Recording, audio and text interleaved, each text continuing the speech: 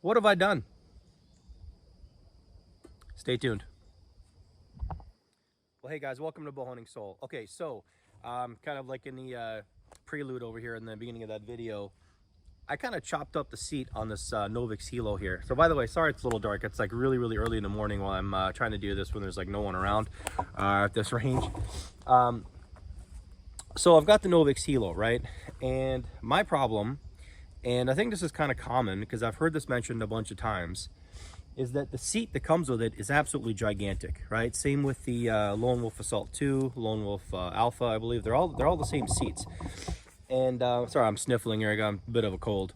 So I purposely picked a skinny tree right here, where if you're in a tree that's like this skinny, and you're probably going to be in a tree that's going to be this skinny, it doesn't do you any good to have like all this extra sticking out here, right? I mean, the normal seat like comes out like pretty far, and it comes out all the way out to here. I mean, it's a pretty big chunk.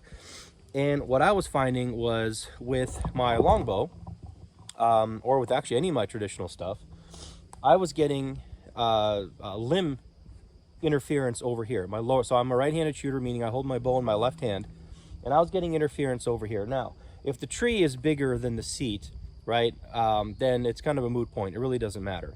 But honestly, the seat was so big, it was actually uncomfortable just to sit in because it's so long, you know, comes too far up under your thighs.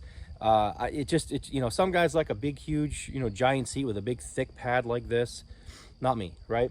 So I basically just took the skill saw, the jigsaw rather, you know, reciprocating saw, whatever, and just started cutting as much as I could to make this a little bit more minimalist. Now I've got this, what I did was, I mean, you can use a metal blade. You got to go slow because you're going to gum up the blade, right? You can use a Sawzall, but again, go slow, use a metal blade, you're going to gum up the blade. But it's just, you just kind of start cutting like tink, tink, tink, tink, right? And you just start shaving this down. Now, I'm not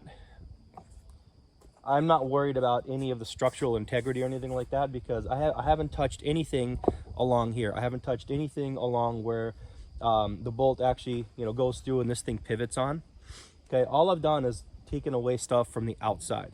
And then what I did was then I actually then just cut the foam to fit exactly, right? And then I just use zip ties to reattach it. Now the bottom's going to be trimmed. These zip ties are long, by the way. I haven't had a chance to trim them yet, so you'll have to excuse that. I'm just kind of tucking those out of the way. But that's going to work a whole lot better for me.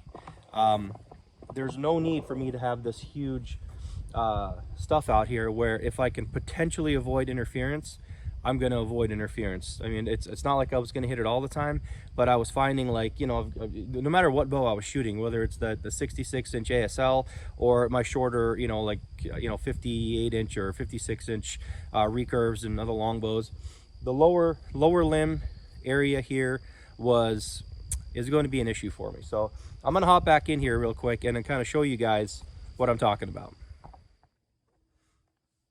All right, it might be a little difficult to see with the camera angle, but I'm going to do the best I can. So here's the longest bow I have.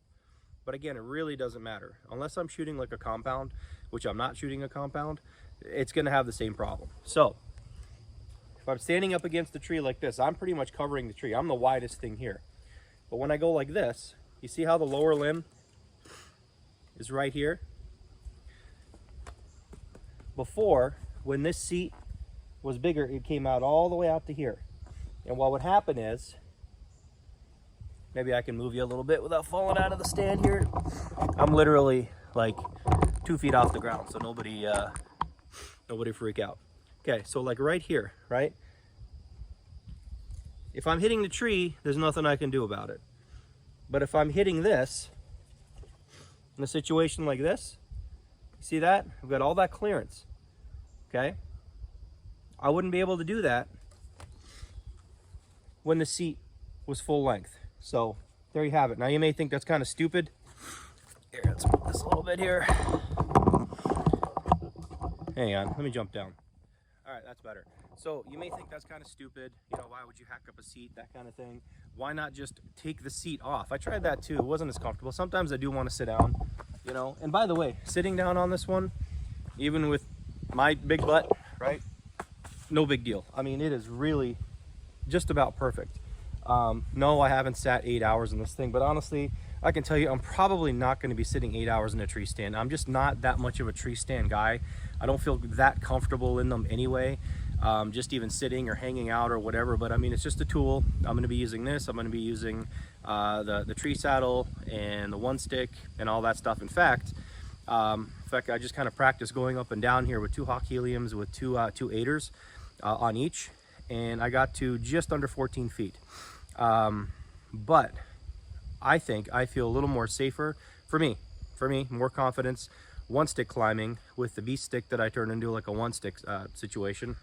And I'm probably going to do that. I'm probably going to just one stick climb. I can get as high or low as whatever as I want to with this thing. I can rappel down. I don't have to deal with, dangling, super long dangling 8ers or anything like that. The beast stick's going to have 8ers too, but it may not have, whatever. If I don't want to use them, I don't need to use them, but I can at least go as high as I want and not be limited to whatever the length of like a full length stick is. But anyway, that's a separate issue.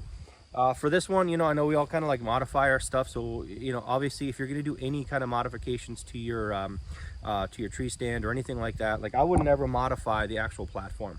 We're just talking, and again, I wouldn't modify anything over here either. Any of these main ears or spars or whatever you want to call them, right? None of that has been touched. This is just, totally normal. This is just the outside edge where you don't really have a lot of weight anyway.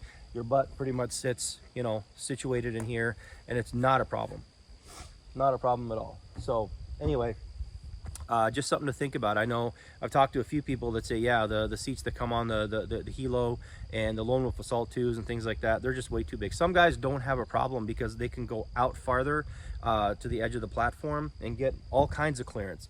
Well, again, for someone who doesn't feel that comfortable in a tree stand in the first place, and asking me to go farther out to the outside to get more clearance, I don't know, even just a few more inches makes a big difference for me as far as like comfort level, just peace of mind kind of thing. So I'm doing what's working for me. Plus I genuinely think that the seat is more comfortable this way because it's not so wide and going up under your hips like or under your thighs like way too far and out and all that stuff. So anyway, so that's it. Season's just around the corner, just a couple weeks away for us. No, about 3 weeks away, actually. Less than that. Oh my God, less than that. So yeah, make sure you test out your stuff, check out your equipment, modify safely if you really want to, but don't start modifying unless you have no idea what you're doing. And don't sacrifice safety. All right, guys. So be safe. Use a lineman belt. I didn't use one here. I'm literally, like I said, the platform is like 18 inches off the ground, if that. It was just for demonstration purposes. So going up and down, I always lineman belt. I always climb with a lineman belt and a second lineman belt to get around stuff. So safety first. So we want to make sure if we're going to hunt this year, we're actually going to get back down safely and back home to our families. All right. So thanks for watching. If you like this video, please like, share, and subscribe. Let me know if this is a really, really stupid thing to do, or I don't know, or maybe if you agree with it. So be sure to follow. Like I said, like, share, subscribe, Instagram, TikTok, all that stuff. Really, really appreciate it. All right. Thanks, guys.